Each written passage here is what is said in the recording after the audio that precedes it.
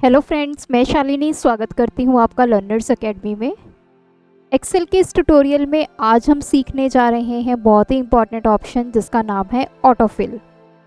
इस video tutorial में मैं आपको बताऊंगी ऑटोफिल होता क्या है, कैसे आप इसको अपने टेक्स्ट, नंबर या फिर डेट के साथ यूज़ कर सकते हैं, इसको यूज़ करके कितने ईजी वे में आप अपनी एक्सेल की शीट में बहुत सारे काम विद इन फ्यू सेकेंड्स कर सकते हैं।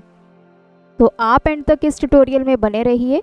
अगर आप चैनल पर नए हैं, चैनल को सब्सक्राइब कीजिए, वीडियोस को लाइक कीजिए, शेयर कीजिए और बेल आइकन को प्रेस करना मत भूलिए ताकि आगे आने वाली ऐसी यूज़फुल वीडियोस के नोटिफिकेशन आपको मिल सके।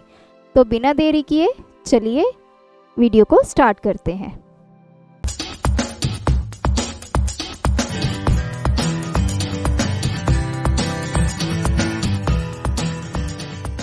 ऑटोफिल, सबसे पहले इसके नाम से ही हमें कुछ आइडिया हो जाता है। ऑटो का मतलब अपने आप, फिल मतलब सेल्स के बीच में डेटा को लेके आना। तो ऑटोफिल जो ऑप्शन होती है, इसकी हेल्प से आपके सेल्स में जो आपने पैटर्न लिखना है उसके अकॉर्डिंग एक्सेल जो है कुछ टेक्स्ट आपको देता है। तो समझते हैं ऑटोफिल होता क्या है। जैसे मैंने यहाँ पे एक टेक्स्ट लिखा है, मैंने अपना नाम लिखा है, तो आप देख सकते हैं इस सेल के बिल्कुल यहाँ पर जहाँ पे सेल आपका एंड हो रहा है, एक ग्रीन कलर का स्क्वायर बॉक्स यहाँ पे आपको दिखाई देगा। तो ये ग्रीन कलर का जो स्क्वायर है इसको हम बोलते हैं ऑटोफिल हैंडल। इस ऑटोफिल हैंडल की हेल्प से आप अपने सेल्स में वैल्यूज़ को ला सकते हैं। तो जैसे ही इस ग्रीन कलर के स्क्वायर पे मैं अपना कर्सर लेके जाती हूँ तो देखिए वो कुछ प्लस साइन में आ जाता है। तो यहाँ पे अपना कर्सर रखेंगे जहाँ पे प्लस साइन आपको दिखाई दे रहा है और मैं इसको नीचे ड्रैग करूँगी। तो ड्रैग करके जैसे ही मैं छोड़ूंगी आप देख सकते हैं जो टेक्स्ट मैंने फर्स्ट सेल में लिखा था A2 में, वही टेक्स्ट मेरा नीचे जो है वो आ चुका है। तो इट मीन्स जो ऑटो फिल आपका हैंडल है इसने बेसिकली क्या किया, जो मैंने टेक्स्ट लिखा था उस टेक्स्ट को कॉपी करके बाकी सेल्स में भी उसने दिखा दिया है।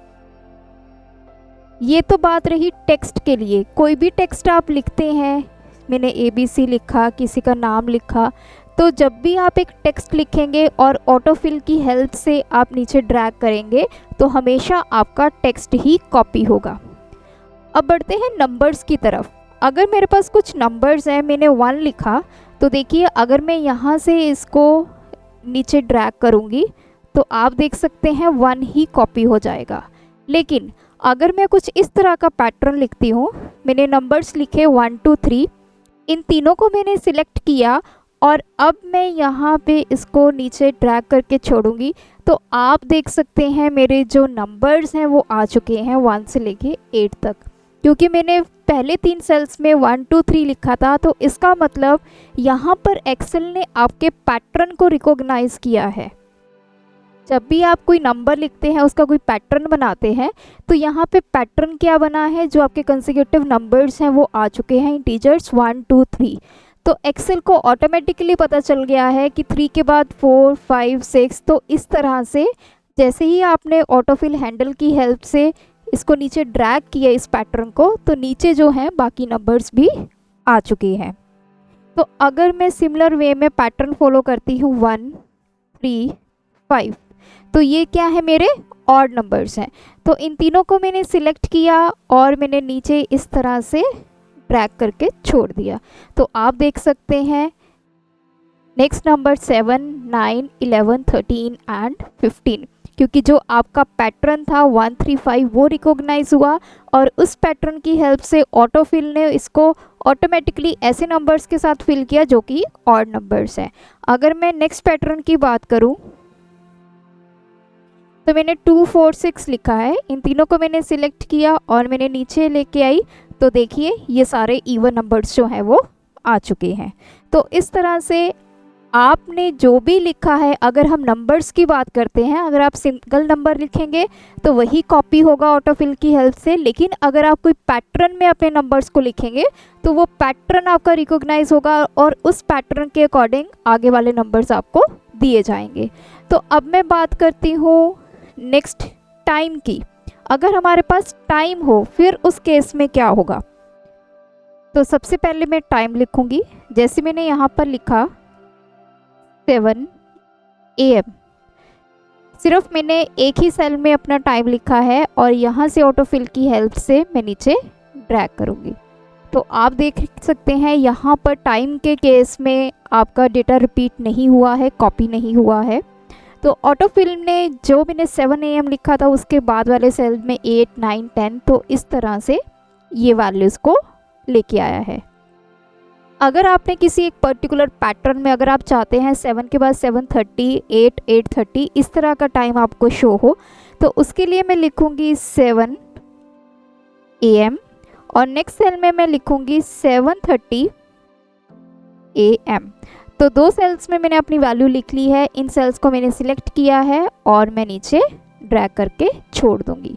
तो देखिए सिमिलर पैटर्न में मेरा जो टाइम है वो आ चुका है 8 AM, 8:30, 9, 9:30, 10, 10:30। तो इस तरह से टाइम के केस में भी आपके जो नेक्स्ट वैल्यू है वो आपको दिखाई देगी। अगर मैं वीकडेज की बात करूं, मैंने लिखा संडे और संडे को मैंने सिलेक्ट किया और नीचे इसको ड्रैग करके छोड़ दिया। तो देखिए जो वीकडेज हैं उस केस में भी ऑटोफिल ने आपके टेक्स्ट को कॉपी नहीं किया, लेकिन उससे नेक्स्ट जो भी डे बनता है वो उसको दिखाया। संडे के बाद Monday, Tuesday, Wednesday, Thursday, Friday and Saturday. लेकिन अगर सपोज कीजिए कि मैंने संडे लिखा है और मैं चाहती हूँ कि मेरा नेक्स्ट जो है ऑटोफिल की हेल्प से संडे ही डिस्प्ले हो, जहाँ जहाँ मैं इसको लेके जाऊँ, मंडे, ट्यूसडे नेक्स्ट जो मेरे डेज हैं वो यहाँ पर ना आए, तो उस केस में मैं क्या करूँगी, सबसे पहले अपने सेल को सिलेक्ट करूँगी, उसके बाद मैं कंट्रोल की प्रेस करूँगी और यहाँ से मैं इसको नीचे ड्रैग कर दूँगी। तो अब आप देख सकते हैं अब मेरा नेक्स्ट डे नहीं आया है, लेकिन जो मैंने इस सेल में वैल्यू लिखी थी वही वैल्यू कॉपी होके यहाँ पे आ चुकी है। तो अगर आपके पास टाइम है, वीकडे लिखा हुआ है या फिर आपके पास मंथ लिखे हुए हैं, तो मंथ के केस में भी सेम यही है। मैंने यहाँ पे लिखा जनवरी और मैंने इसको नीचे ड्रैग किया, तो देख सकते हैं नेक्स्ट मंथ जो है ऑटोमेटिकली आ चुके हैं। आप चाहते हैं कि अगर आपने जनवरी लिखा है तो वो आपका रिपीट हो, तो उस केस में भी हम सेम प्रोसेस को करेंगे। यहाँ पे इस सेल को सिलेक्ट करेंगे, कंट्रोल प्रेस करूँगी और नीचे इसको ड्रैग कर दूँगी, तो सारे सेल्स में सेम टेक्स्ट ही आपका दिखाई देगा। तो ऑटोफिल जो है वो आपके डेटा के ऊपर डिपेंड करता है कि उसने क्या आपको रिज़ल्ट देना है। अगर तो आपका डेटा टेक्स्ट है, जैसे मैंने आपको यहाँ पे नाम लिख के दिखाया या फिर ABC लिख के दिखाया, तो वो उसी टेक्स्ट को कॉपी कर देता है नीचे। अगर आपके नंबर्स हैं तो वो नंबर्स के पैटर्न को रिकॉग्नाइज करेगा और आपको नेक्स्ट नंबर प्रोवाइड करेगा। सेम केस आपका टाइम के साथ है, डे के साथ है, मंथ के साथ है। तो इस तरह से ऑटोफिल आपका काम करता है। ऑटोफिल जब भी हम यूज़ करते हैं हम अपने माउस की हेल्प से नीचे ड्रैग करते हैं, लेकिन इस प्रोसेस को हम तब करते हैं अगर आपका डेटा छोटा है। जैसे आप यहाँ पे देख सकते हैं सिर्फ आपके कुछ सेल्स में ही डेटा है या कुछ रोज़ में डेटा है, लेकिन अगर आपका लेंथी डेटा है तो उस टाइम पे आपको माउस की हेल्प से इसको नीचे ड्रैग करना काफ़ी दिक्कत हो जाती है। अगर 1000 रोज़ में आपने डेटा को फिल करना है तो उस टाइम काफ़ी प्रॉब्लम होती है। तो उस केस में हम क्या करते हैं, तो जैसे मैंने यहाँ पर लिखा पैटर्न 1, 2 एंड 3, तो देखिए जैसे मैंने पैटर्न लिखा, इसको मैंने सिलेक्ट किया, यहाँ पर गए, इसको माउस से अब आपको ड्रैग करने की ज़रूरत नहीं है, आप इस पर डबल क्लिक कर देंगे। तो देखिए जैसे ही मैंने डबल क्लिक किया तो ये यहाँ तक नंबर्स को ले आया है, नंबर 8 तक। 8 तक क्यों? क्योंकि इस प्रोसेस से क्या होता है, जहाँ पे आपका डेटा लिखा होता है लास्ट रो जो है, जैसे मेरी यहाँ पे 9th रो लास्ट है जहाँ पे मेरा डेटा फिल है, तो ये जो ऑटोफिल है वो वहाँ तक आपके डेटा को लेके जाएगा। अब सपोज़ कीजिए मैंने यहाँ पे वैल्यूज़ लिख दी, कुछ भी टेक्स्ट लिख दिया,